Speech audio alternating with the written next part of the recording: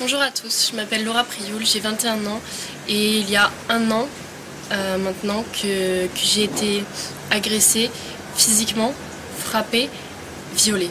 Ça fait un an que je me cache des médias, un an que je me cache de tout le monde, mais que tout le monde parle de moi. Je n'ai jamais parlé parce que je ne voulais pas faire le buzz, parce que j'avais peur, parce que je ne veux pas entendre parler de moi comme ça, parce que je me sens vraiment salie par cette histoire. Tout le monde est au courant, tous mes amis, toute ma famille, tout le monde sait ce qui s'est passé pour moi. Et c'est vraiment très dur à accepter. Donc maintenant, je vais être cash et je vais vous dire ce qui s'est passé sans vraiment rentrer dans les détails. J'étais en boîte de nuit sur Paris. Il se trouve que mon agresseur était aussi là. On a passé une super soirée, vraiment très gentil, à m'inviter à sa table, à boire un verre, etc. Je ne buvais que de l'eau. Lui, il buvait de l'alcool, beaucoup d'alcool. Donc par la suite, il me propose d'aller dans une deuxième boîte de nuit. Je me soucie du fait de comment je vais rentrer chez moi. Il me dit qu'il a des chauffeurs privés, qu'il me fera ramener, etc. Donc très bien. On part pour cette deuxième boîte de nuit. Au final, une voiture se gare à côté de nous, des paroles sont échangées en arabe, je n'y comprends strictement rien du tout. Je demande à mon agresseur ce qui se passe et il m'explique qu'on va finir en fait la soirée dans un hôtel, dans l'hôtel de son ami, parce que la boîte de nuit n'est pas très bien.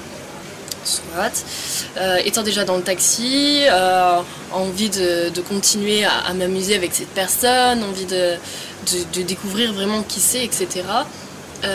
J'accepte le fait d'aller dans cet hôtel. Donc on arrive à l'hôtel, nous sommes 4 personnes, une fille, un homme, mon agresseur et moi. Donc dans cet hôtel, nous continuons à faire la fête, à s'amuser, à rigoler, à regarder des vidéos.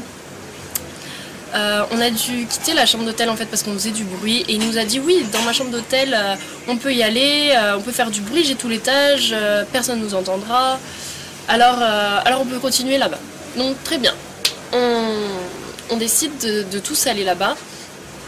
Donc je demande à la fille si elle vient et au mec, ils me disent que oui, qu'ils doivent parler avant, qu'ils vont arriver, qu'ils prendront un autre taxi. Donc nous on descend, on prend un premier taxi, on va à l'hôtel, persuadés que les personnes allaient nous rejoindre à l'hôtel pour continuer cette fête, on va dire. J'y vais sereinement.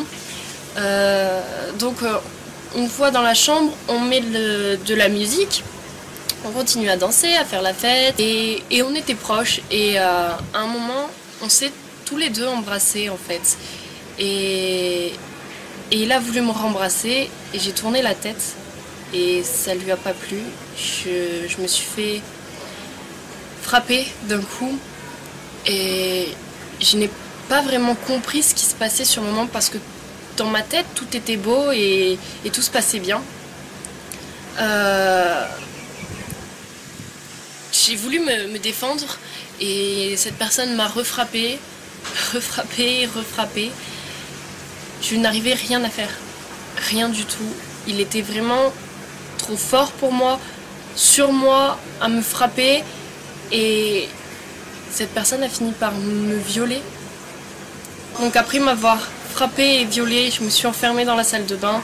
Il fallait que je retourne dans la chambre parce qu'il y avait mon téléphone, je devais prévenir quelqu'un, je devais appeler quelqu'un, il me fallait de l'aide, je ne pouvais rien faire et je suis rentrée dans la chambre. Il se trouve qu'il était normal, il me demandait mais pourquoi tu pleures, pourquoi tu t'es blessée, qu'est-ce que tu as fait, est-ce que tu veux de la glace? Il a appelé pour qu'on m'emmène de la glace, vraiment très bizarre. Une autre personne complètement et du coup je prenais mes affaires doucement, j'essayais de me rhabiller doucement pour pas réveiller la bête en lui on peut dire et après avoir pris mes affaires je lui ai regardé dans les yeux et je lui ai dit mais tu es un monstre parce que je devais le dire et c'était vraiment très bizarre comme action, on peut dire. Et après lui avoir dit que c'était un monstre, il m'a poussé violemment sur le lit et a arraché mon vêtement qui était vraiment tout arraché. J'étais vraiment sans t-shirt. Il a essayé de me revioler en me touchant, étant couché sur moi, sauf que j'ai saisi sa gorge pour le stopper en fait. Je l'ai étranglé et il en a fait de même, il m'a étranglé aussi, mais il serrait tellement fort que je n'arrivais vraiment plus à respirer. Et honnêtement, je vais vous dire, j'ai eu vraiment très peur pour ma vie, j'ai eu vraiment peur de finir comme ça parce que je ne pouvais plus respirer. Je voyais noir, des étoiles, je venais de recevoir je ne sais combien de coups et je venais de me faire violer. Je me suis dit que c'était fini pour moi. Sauf que j'ai réussi à basculer mon agresseur du lit en l'étranglant et en le poussant, et j'ai réussi à m'enfuir de la chambre en courant. Il y a une personne qui m'a aidée dehors. Après, je me suis enfermée avec une femme de ménage dans une chambre qui m'a aidée. Les secours sont venus, la direction de l'hôtel est venue me donner des vêtements, la police est venue. Lui était enfermé dans la chambre, ils l'ont embarqué au poste de police, on m'a embarqué au poste de police, on nous a embarqués au même dans 2 voitures séparées pour pas qu'on se recroise, etc. Arrivé au poste de police, j'ai porté plainte, on va dire, mais ce n'était même pas réfléchi de ma part. Au poste de police, on m'a dit bah voilà, qu'est-ce qui se passe? J'ai tout dit et j'ai pas eu le temps de réfléchir, de savoir si je voulais porter plainte, si je voulais pas porter plainte, ce que je voulais faire, ce que je voulais pas faire. J'ai pas eu le temps de tout ça. Donc après avoir porté plainte, j'ai été emmenée à l'hôpital pour soigner mes blessures, pour me faire des tests ADN, faire des tests alcoolémie, faire des tests pour la cocaïne, faire toutes sortes de tests. J'y suis allée le jour même, j'y suis retournée le lendemain. J'ai eu un médicament à prendre pendant 1 mois qui me détruisait l'estomac, vraiment pour pas avoir de maladie, etc. Parce que oui, cette personne ne s'est pas protégée, bien évidemment. Quand j'étais chez moi, je me pliais de douleur tellement ce cachet me faisait mal. Et c'était dur.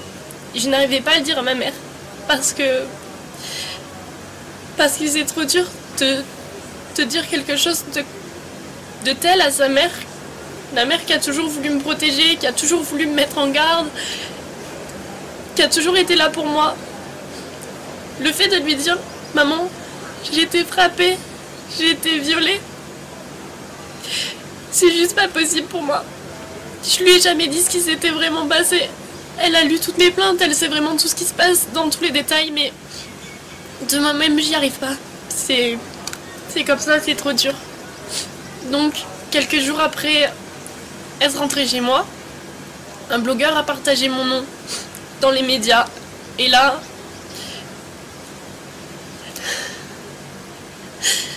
j'ai toute ma vie, on peut dire, qui s'est écroulée ce jour-là. Parce que on a commencé à m'insulter, on a commencé à me traiter de tous les noms, on a commencé à me menacer de mort, on a commencé à me menacer de tout ce que vous voulez. On a commencé à me dire vraiment des choses qui blessent, on a commencé à contacter mes grands-parents, à contacter ma mère, à contacter mes amis, savoir qui j'étais, à me contacter, à m'insulter, à me rabaisser, à m'inventer des histoires, à faire énormément de choses comme ça. J'ai eu tellement de menaces, j'ai vu tellement de commentaires sur moi, je ne voyais aucun commentaire positif me concernant.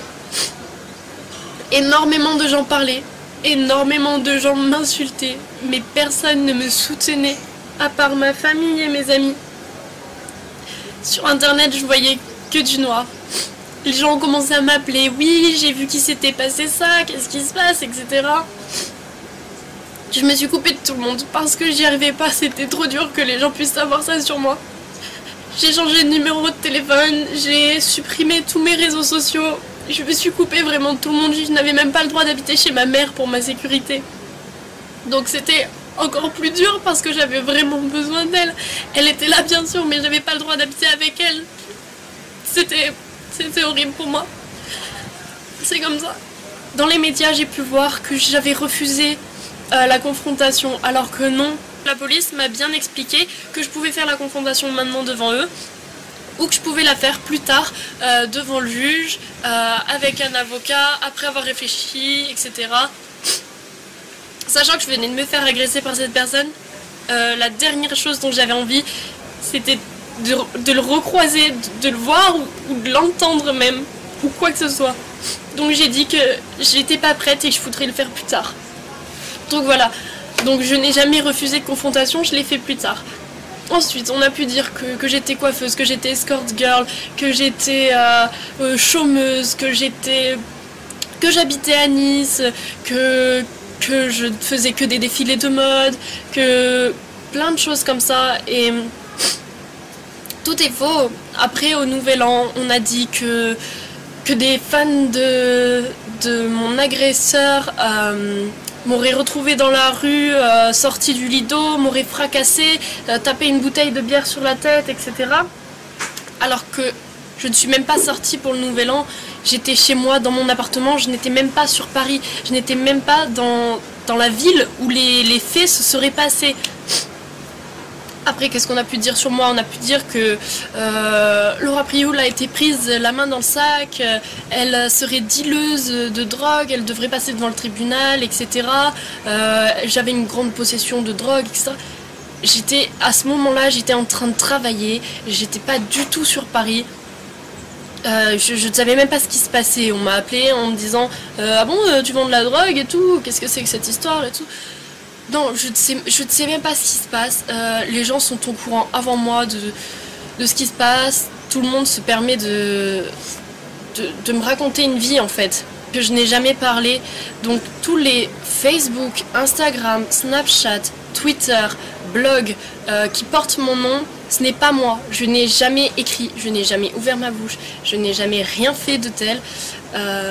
Au jour d'aujourd'hui, oui j'ai peur, oui je fuis la ville parce que je n'arrive pas à sortir. J'ai peur qu'on me reconnaisse dans la rue, j'ai peur qu'on m'agresse, j'ai peur que toutes ces menaces soient mises à exécution, j'ai peur de croiser quelqu'un qui pourrait dire ah mais c'est elle, j'ai peur qu'il se passe quoi que ce soit, j'ai peur pour ma sécurité, j'ai peur pour la sécurité de ma famille, j'ai peur pour la sécurité de mes proches, j'ai peur pour tout ça et c'est dur pour moi d'avancer avec ça.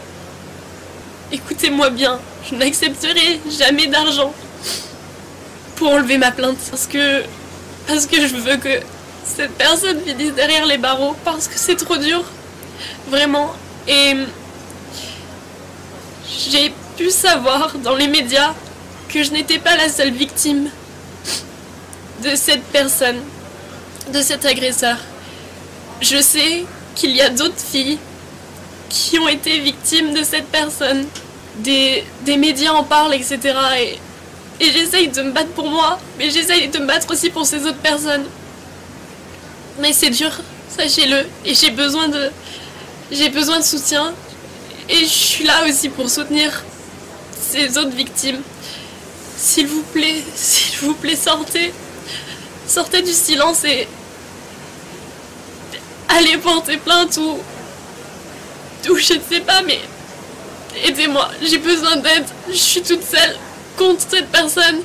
Les filles qui ont été victimes de quoi que ce soit, manifestez-vous, que ce soit par écrit, que ce soit en m'envoyant quelque chose, des preuves, des messages, en allant porter plainte, ce que vous voulez. Mais j'ai besoin qu'on m'aide pour mettre cette personne en prison.